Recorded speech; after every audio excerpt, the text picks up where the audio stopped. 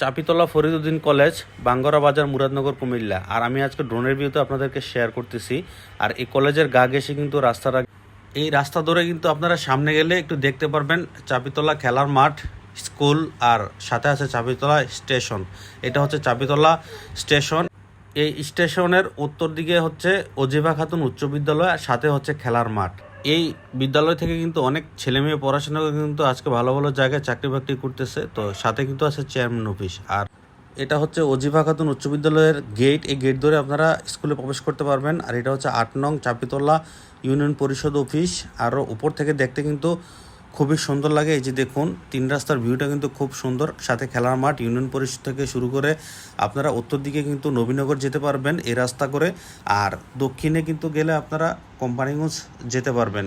আর এটা হচ্ছে কোম্পানিগঞ্জমুখী রাস্তা, এই যে দেখুন।